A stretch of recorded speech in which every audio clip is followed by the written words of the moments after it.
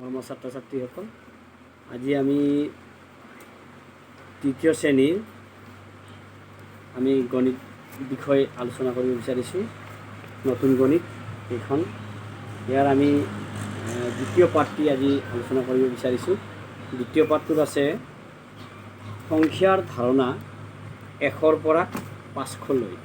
আমি এই সংখ্যাৰ ধাৰণা নামৰ পাঠটিৰ আগতে কিছু অংশ আলোচনা কৰা হৈছে।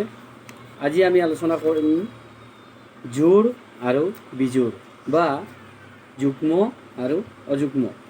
জোড় বুলি ক'লে তাক আমি বুজি পাওঁ বা বিজোড় বুলি ক'লে আমি কাক বুজি পাওঁ, এই কথাটোকে আমি আলোচনা কৰিব বিচাৰিছোঁ।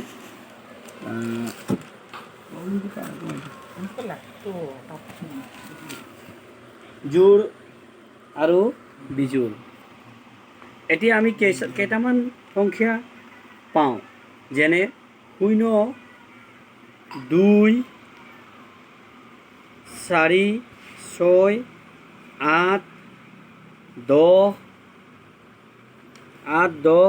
12 এই সংখ্যাকেইটা, এই শূন্যটো বাদ দি 2, 4, 6, 8, 10, 12 এইখিনি আমাৰ কি আছে, জোড়, অৰ্থাৎ জোড় বা যুগ্ম সংখ্যা। তাৰপাছত আমি আকৌ ইয়াত লিখিছোঁ 1, 3, 5, 7, 9, 11 এই সংখ্যাখিনি বিজোড়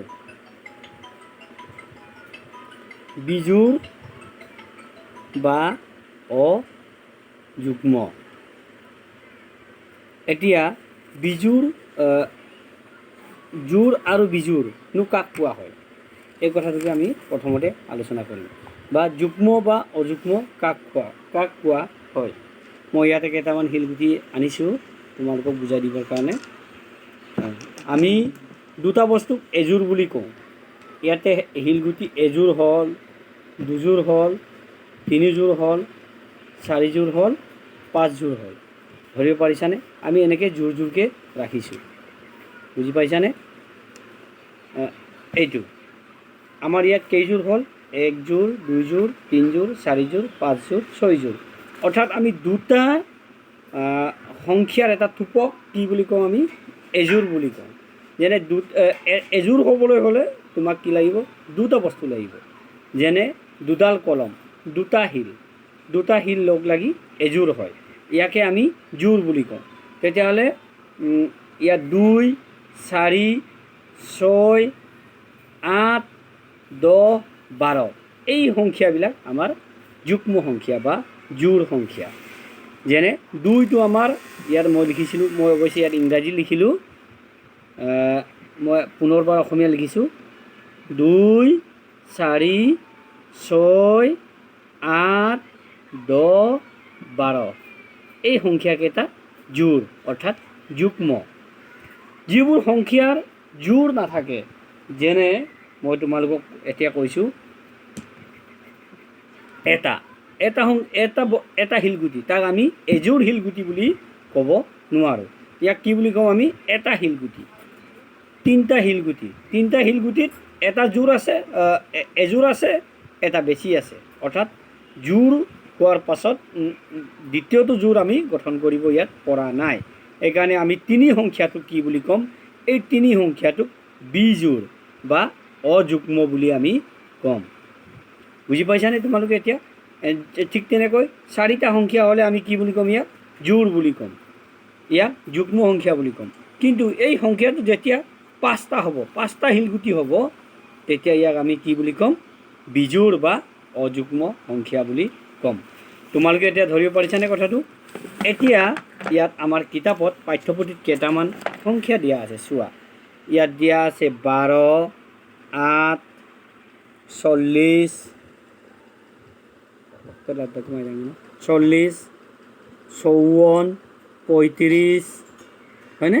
এইকেইটা সংখ্যা মই বহীত নিলিখিলেও এনেই দেখুৱাই দিছোঁ। 12, 8, 40, 29, 54, 35, 56, 60, 74, 79, 81, 93, 96, 85, 22, 39, 46, 17, 15, 27, 54, 65, 77, 32, 23, 57, 42, 26, 67, 98, 100 এই সংখ্যাকেইটাৰ ভিতৰত আমি যুগ্ম আৰু অযুগ্ম সংখ্যাখিনি বাছি উলিয়াব লাগে। ইয়াত তোমালোকক ধুনীয়াকৈ ঘৰ এটা দিয়া আছে, ইয়াত দিয়া আছে 8 আৰু 12, অৰ্থাৎ এই 8 আৰু 12 এই দুটা যুগ্ম সংখ্যা। এতিয়া চোৱা মই দেখুৱাই আছোঁ 12, 8, 40 এইখিনি হ'ল যুগ্ম সংখ্যা, অৰ্থাৎ তেওঁলোকৰ জোৰ আছে। কিন্তু 29 সংখ্যাটো যুগ্ম নহয়, ই বিজোড়। মই বিজোড়খিনি গোল চিন দিছোঁ, যুগ্ম জোৰখিনি তলত আঁচ পাৰি দিছোঁ। চোৱা 35 সংখ্যাটো বিজোড়, 56 সংখ্যাটো জোৰ, 60টো জোৰ, 74 জোৰ, 79 বিজোড়। আমি ইয়াত দুটা সংখ্যা 79 সংখ্যাটো আমি বিজোড় বুলি কেনেকৈ ধৰিম?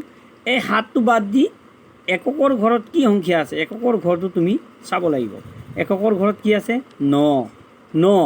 এই 9 সংখ্যাটো জোৰ নে বিজোড়? এইটোৱে আচল কথাটো। 9 সংখ্যাটো যদি বিজোড় হয় তেতিয়াহ'লে দশকৰ ঘৰটোত কোনো চাব নালাগে, আমি এই সংখ্যাটোক বিজোড় বুলি ধৰিব লাগে। ঠিক তেনেকৈ 81 সংখ্যাটো আমাৰ বিজোড়, কাৰণ এই 1টোৰ কোনো জোৰ নাই। এককৰ ঘৰত ইয়াত 1 আছে, 1টোৰ কোনো জোৰ নাই, সেইকাৰণে 81 সংখ্যাটো আমি বিজোড় বুলি ক'ম।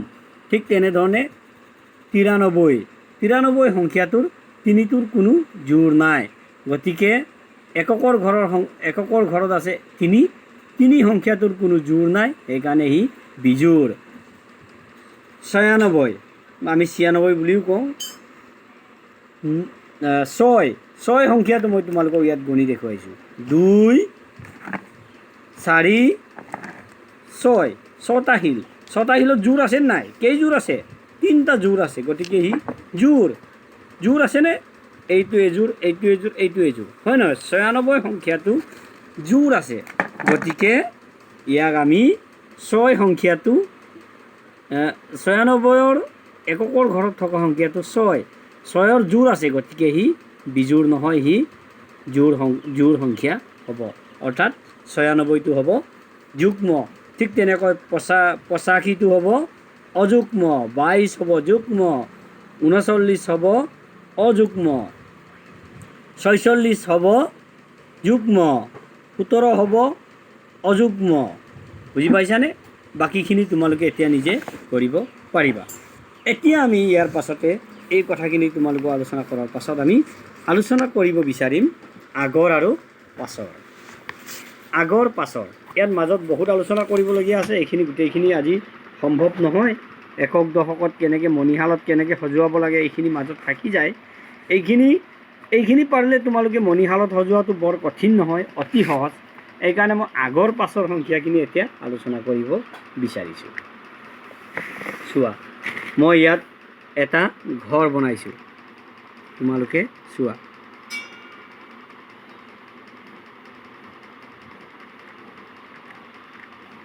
ইয়াত মই লিখিলোঁ, যেনে 20ৰ পৰা মই আৰম্ভ কৰিছোঁ। 20, 21, 22, 23, 24, 25 আৰু 26। এতিয়া মই প্ৰতিটোতে এটা এটা শিলগুটি ৰাখি দিছোঁ। চোৱা